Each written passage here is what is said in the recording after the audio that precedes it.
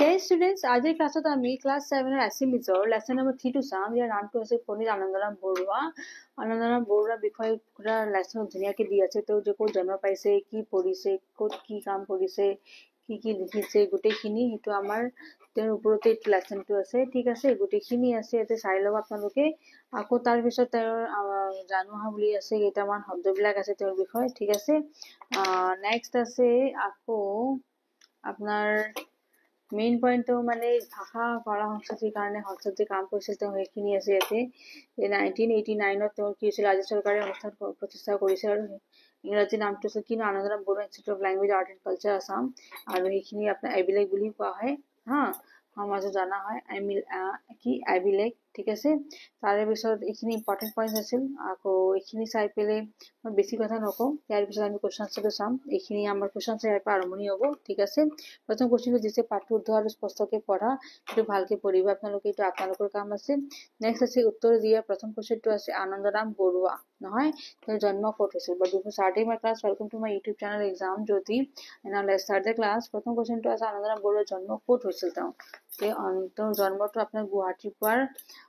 এইটো দিয়া আছে। আনন্দৰাম বৰুৱাৰ জন্ম হৈছিল উত্তৰ গুৱাহাটীৰ পৰা আপোনাৰ ৰজাদ্বাৰত। ঠিক আছে, নেক্সট আছে আপোনাৰ প্ৰশ্নটো যে তেওঁৰ পিতৃ মাতৃৰ কি নাম আছিল নহয়, মা দেউতাকৰ নাম সুধিছে। চ' ইয়াতে দিয়ে আছে চাওকচোন, ইয়াতে 1850 নহয় 1850 চনত মে মাহৰ 21 তাৰিখে উত্তৰ গুৱাহাটীৰ ৰজাদ্বাৰত তেওঁৰ জন্ম হৈছিল। ঠিক আছে, আকৌ কি বুলি কয়, নেক্সট আমাৰ প্ৰশ্নটো আছিল যে তেওঁৰ পিতৃ মাতৃৰ নাম কি আছিল। চ' তেওঁৰ পিতৃৰ নাম আছিল গৰ্গৰাম বৰুৱা, মাতৃৰ নাম আছিল দুলেশ্বৰী বৰুৱা। ঠিক আছে, এইটো হ'ল খ নম্বৰটো। তাৰপিছত গ নম্বৰ প্ৰশ্নটো আছে, খটো হ'ল আমাৰ গ নম্বৰটো চাওঁ। আনন্দৰাম বৰুৱাই কলকাতাৰ কোন কলেজত নামভৰ্তি কৰিছিল, তেওঁ ক'ত পঢ়িছিল। ঠিক আছে, চ' আনন্দৰাম বৰুৱাই কলকাতাৰ প্ৰেচিডেন্সি কলেজত নামভৰ্তি কৰিছিল নহয়, প্ৰেচিডেন্সি কলেজতে নাম এডমিশ্যন কৰাইছিল হা, এডমিশ্যন লৈছিল তেওঁ। আনন্দৰাম বৰুৱা ভাষা কলা সংস্কৃতি সংস্থা কিয় প্ৰতিষ্ঠা কৰিছিল, গ নম্বৰটো চাওঁ এতিয়া। চ' ভাৰতৰ ব্ৰিটিছ আমোলত প্ৰথমজন অসমীয়া বেৰিষ্টাৰৰ নাম আছিল কোনো, আনন্দৰাম বৰুৱা। আমি চবেই জানো হয়নে, তেওঁ আমাৰ প্ৰথম অসমীয়া মানে বেৰিষ্টাৰ হৈ আছিল। আৰু তেওঁ প্ৰথম এজন অসমীয়া তথা ভাৰতীয় চিভিলিয়ান হোৱাৰ উপৰি এজন প্ৰখ্যাত সংস্কৃত পণ্ডিতো আছিল। তেওঁ সংস্কৃত মানে ভালকে জানে, অকে, সংস্কৃত ভাষাটো ভালকে জানে, তেওঁ সংস্কৃত পণ্ডিত বুলি কোৱা হৈছিল। ঠিক আছে, সেয়েহে তেওঁৰ স্মৃতি ৰক্ষাৰ্থে ৰাজ্য চৰকাৰে আনন্দৰাম বৰুৱা ভাষা কলা সংস্কৃতি সংস্থা এটা প্ৰতিস্থাপন কৰিছিল। ঠিক আছে, বুজি পাইছে। এতিয়া দিছে এতিয়া এবিলেক। এই মাত্ৰ যে মই এবিলেকৰ কথা কৈছিলো, ইয়াতে দিয়ে আছে এবিলেক। ঠিক আছে, চ' এই এবিলেকৰ সম্পূৰ্ণ নামটো ইংৰাজী আৰু অসমীয়া দুয়োটাত লিখিব দিছে নহয়, ইয়াতে দিয়াই আছে এইখিনিত। ঠিক আছে, মই তথাপি ইয়াতে দি দিছো। এবিলেক সম্পূৰ্ণ নামটো ইংৰাজী আৰু অসমীয়াত লিখা হ'ল। ইংৰাজীত হ'ল Anandaram Barua institute of language art and culture Assam. ঠিক আছে, অসমীয়াত হ'ব আনন্দৰাম বৰুৱা ভাষা কলা সংস্কৃতি সংস্থা। ঠিক আছে, ধুনীয়াকে লিখি ল'ব, অসমীয়া আৰু ইংৰাজী দুটা নাম দি আছে হা। তাৰে পিছত আছে আমাৰ কুৱেশ্যন নম্বৰ 4। ইয়াতে চাবচোন আপোনালোকৰ পেজ নম্বৰ 19 পেজ নম্বৰ চাবচোন, ইয়াতে দিয়ে আছে তেওঁ লিখা ৰচনাৱলী হা। যেনেকে প্ৰথমতে আছে আপোনাৰ ইংৰাজী সংবিধান, উচ্চ সংস্কৃত ব্যাকৰণ। তেওঁ মেইনলি সংস্কৃতৰ তেওঁ এটা পণ্ডিত বুলি আমি চবেই জানো, গতিকে তেওঁ ব্যাকৰণ চব তেওঁ ওলাই দিছিল সংস্কৃতৰ হা। প্ৰাচীন ভাৰতৰ ভূগোল, সৰস্বতী কণ্ঠাৱৰণ, ভূপতি মহাবীৰ চৰিত, জানকীৰ ভাষা টিকা সমৃত, সংস্কৃত শিক্ষাৰ্থী হৰচৰণ, তাৰপিছত সংস্কৃত ভাষাৰ বৃহৎ ব্যাকৰণ, আকৌ বৈষ্ণৱিক ইত্যাদি আৰু আভিধানিক সংস্কৃত ভাষাৰ বৃহৎ ব্যাকৰণ। তাৰমানে মুঠতে ব্যাকৰণবিলাকে ধুনীয়াকৈ ওলাইছে হা সংস্কৃত ভাষাৰ। চ' এতিয়া আপোনাৰ কুৱেশ্যন নম্বৰ 4টো যে আছে নহয়, ইয়াতে কেইটামান কিতাপৰ নাম দিয়া আছে। কৈছে যে ইয়াৰ পৰা কোনটো আমাৰ কি বুলি কয় আনন্দৰাম বৰুৱাই ৰচিত হয় নহয়। চ' ইয়াতে চাবচোন, কঠিন অৰ্থশাস্ত্ৰটো নহয়, আমাৰ নামটো আপোনালোকে পাইছে নেকি, ইয়াতে নাই পোৱা হয়নে। প্ৰাচীন ভাৰতৰ ভূগোল, প্ৰাচীন ভাৰতৰ ভূগোলটো পাইছেনে, এইটো চাওকচোন, প্ৰাচীন ভাৰতৰ ভূগোল। ঠিক আছে, তাৰপিছত আপোনাৰ ভগৱতী মহাবীৰ চৰিত, তাৰপিছত আপোনাৰ এইখিনি তোমাৰ পাইছিলো, এইটো ভগৱতী মহাবীৰ চৰিত। ঠিক আছে, ইংৰাজী সংস্কৃত অভিধান, ইংৰাজী সংস্কৃতি অভিধান এইটো আছে, ইংৰাজী সংস্কৃত অভিধান। ঠিক আছে, তাৰপিছত মহাভাৰতটো ইয়াতে আমি পোৱা নাই নহয়। উচ্চ সংস্কৃত ব্যাকৰণ, উচ্চ সংস্কৃত ব্যাকৰণটো আমি পাইছিলো ইয়াতে নহয়।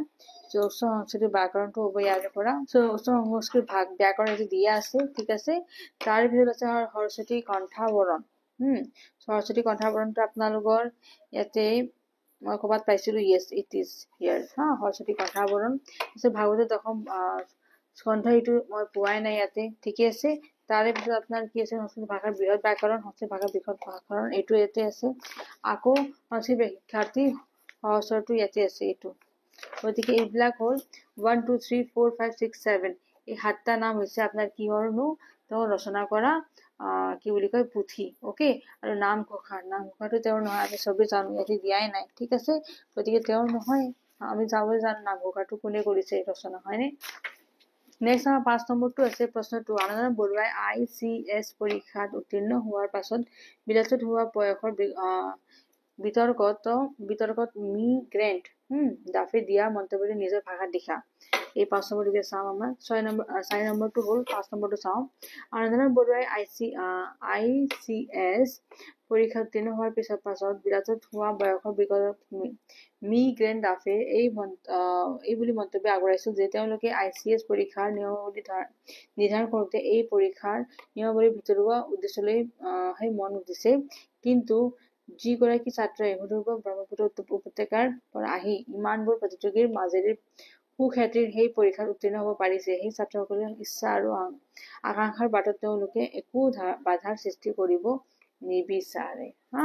গতিকে এনেকে তেওঁ এটা মন্তব্য দিছিল ঠিক আছে ডাফে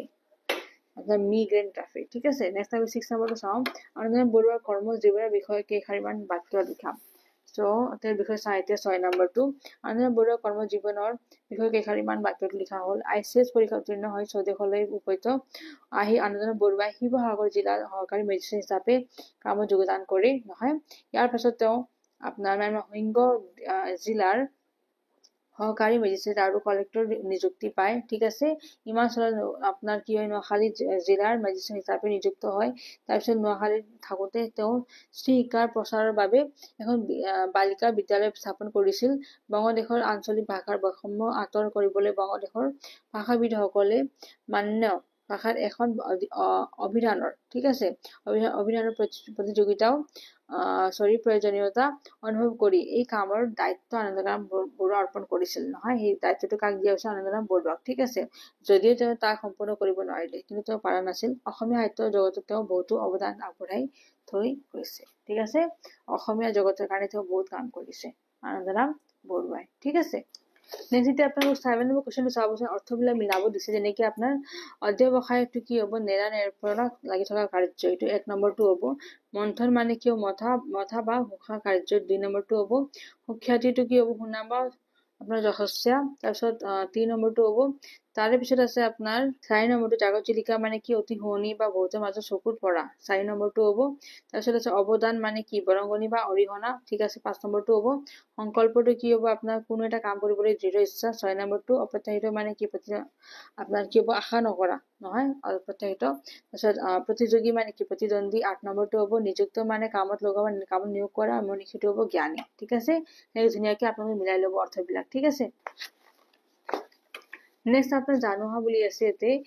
আপুনি কালৰ কথা কৈছে যেনেকে আপোনাৰ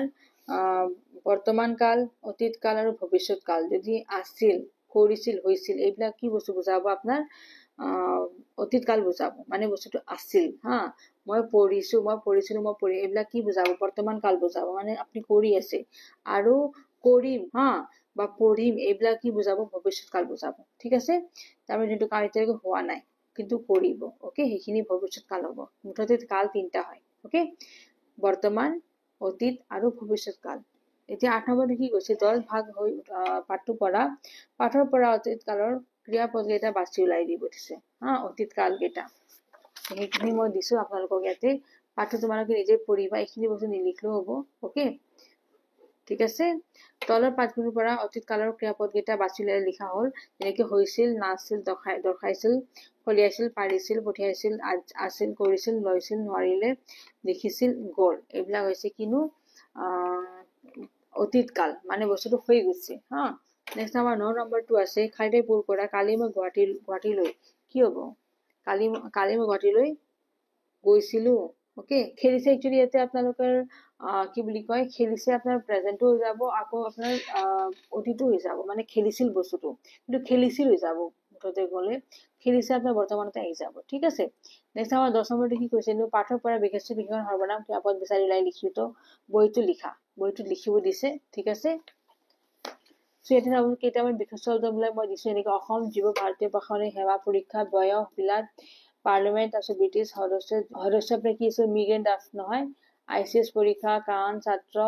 ব্ৰহ্মপুত্ৰ উপত্যকা প্ৰতিযোগী হেনেকৈ বহুকেইটা শব্দ আছে এইবিলাক বিশেষ্য পৰিতাপ বিশেষণটো চাবচোন এজন মেধাপ্ৰসন্ন ন্যূনতম আপোনাৰ নতুন তুমুল মানে এগৰাকী ভিতৰুৱা হয়তো একো সপ্তম কঠোৰ দৃঢ় এইবিলাক সব বিশেষণত আহি যাব সৰ্বনামত কি আহি যাব তেখেত এই তেতিয়া আমি এইদৰে সেই ইত্যাদি এইবিলাক আমাৰ সৰ্বনামত আহি যাব ঠিক আছে ক্ৰিয়াপদটো চাই যেনে হৈছিল ধমকি ৰব হ'ব নাছিল দখাইছিল হওঁতে দিছো আহি পৰিছে নকৰো ফলাইছিল কৰে পাই পঠাইছিল ইত্যাদি এইবিলাক হৈ যাব ক্ৰিয়াপদ ঠিক আছে এনেকৈ গোটেই তালিকাটো মই দি দিছো আপোনালোকক ধুনীয়াকৈ লিখি ল'ব ওকে নেক্সট আমি এতিয়া 11 নম্বৰটো চাম চেষ্টাৰ অসাধ্য একো নাই সেই কথাষাৰ বহলাই লিখিব দিছে হা তাৰমানে চেষ্টা অসাধ্য একো নাই চেষ্টা কৰিলে যে আমি সকলো কাম অতি সহজতে কৰিব পাৰিম সেইখিনি কথা ক'ব খুজিছে হা সকলোটা কাম যিমানে কঠিন নহওক কিয় আমি তাত গুৰুত্ব সহকাৰে কৰিব লাগে নহয় যেতিয়া আমি মনোযোগেৰে বা গুৰুত্ব সহকাৰে কাম এটা কৰিবলৈ চেষ্টা কৰিম তেতিয়া এই কামটো আমাৰ বাবে সহজ হৈ পৰিব আৰু অৰ্থাৎ ই আমাৰ সাধ্যৰ ভিতৰত থাকি যাব হা গতিকে আমি কাম কৰা ইমানে টান নহওক কিয় মনোযোগেৰে বা গুৰুত্ব সহকাৰে আমি যেতিয়া তাক কৰিবলৈ যাম তেতিয়া আমি যাতে সফল হ'ম হা গতিকে আমি ক'ব পাৰো যে চেষ্টা অসাধ্য একো নাই ঠিক আছে যদি চেষ্টা কৰে আপনি যিকোনো কাম আৰামছে কৰিব পাৰিব ওকে সেইখিনি ক'ব খুজিছে আছে ঠিক আছে তাৰপিছত 12 নম্বৰটো কি কৈছে কিছুমান লোকে ভালদৰে পঢ়া শুনা কৰি ভাল কাম কৰি নিজৰ সমাজৰ লগতে দেশৰ নাম উজ্জ্বল কৰিছে তুমি নিজে তেনে এজন ব্যক্তি হ'বলৈ কি কৰিব লিখা সেইটো বস্তু আপুনি কি কৰিব তো অলপ নিজে বনাই লিখিব তাৰপৰা কি কৰিব চেষ্টা কৰিব নহয় আৰু এদিন সফল হ'ব সেইখিনি অলপ বনাই লিখিলে হৈ যাব ঠিক আছে তার পিছত আছে আপনার জানুয়া পদ্মনাথ গোহাঁই বৰুৱা তেওঁৰ বিষয়ে দিয়া আছে এইখিনি তাৰপিছত আছে আপোনাৰ আকৌ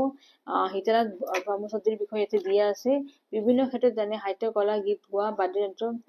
চিত্ৰশিল্পী খেলুৱৈ আদি নাম সংগ্ৰহ কৰি তালিকা প্ৰস্তুত কৰিব দিছে ঠিক আছে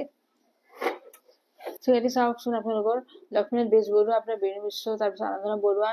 নীল কমল বৰুৱা এটি চাওকচোন মই তালিকা কৰি দি দিছো যেনেকৈ সাহিত্যৰ ক্ষেত্ৰত আমাৰ কোনকেইটা আছে লক্ষ্মীনাথ বেজবৰুৱা আনন্দন বৰুৱা কলাৰ ক্ষেত্ৰত কি আছে ৰেণু মিশ্ৰ আৰু নীলপৱন বৰুৱা ঠিক আছে তাৰপিছত মই ইয়াতে জাগা নাই কাৰণে মই নেক্সট পেজতো গৈছো এইটো যেনেকৈ চাওকচোন এইটো আপোনাৰ সাহিত্যত পৰি যাব ঠিক আছে সাহিত্যত আৰু কেইজনমান মানুহ আছে যেনেকৈ আপোনাৰ মামনি ৰয়ছম গোস্বামী বীৰেন্দ্ৰ নাথ ভট্টাচাৰ্য ঠিক আছে আৰু এইফালে কলা কলাত আহি যাব বীৰেন্দ্ৰ সিংহ আদি এনেকৈ বহুত মানুহকেইটা আছে সেইকাৰণে আদি শব্দ দিছো মই ইয়াতে ঠিক আছে তাৰে পিছত আপোনাৰ সাহিত্যত আৰু লক্ষ্মীনন্দন বৰা আহি যাব হোমেন বৰুৱাই আহি যাব আদি ঠিক আছে এতিয়া আমি গীত গোৱা চাওঁ গীত গোৱাত মানে কোনে গীতবিলাক গায় ভূপেন হাজৰিকা দীপালী বৰঠাকুৰ জুবিন গাৰ্গ নহয় খগেন মহন্ত অৰ্চনা মহন্ত আদি ঠিক আছে এইবিলাক আছে আমাৰ গীত গোৱা ঠিক আছে চিত্ৰশিল্পী চাওঁ আমাৰ মানুহকেইটাৰ নাম হিমা বিশ্বাস বিজু ফুকন নিপেন গোস্বামী মৃদুলা বৰুৱা প্ৰস্তুতি পৰাশৰ আদি এইবিলাক হ'ল আমাৰ চিত্ৰশিল্পী খেলুৱৈটো চাওঁ এতিয়া খেলুৱৈটো এইবিলাক মই এটা সেই গোল বনাই দিছো মানে ডাব্বা নিচিনা যাতে এইবিলাক আপোনাৰ গম পাব যেটো আপোনাৰ কোনটো ফিল্ডত কোনে কি কাম কৰিছে গতিকে এইটো হ'ল কলাৰ ক্ষেত্ৰত এইখিনি আছিল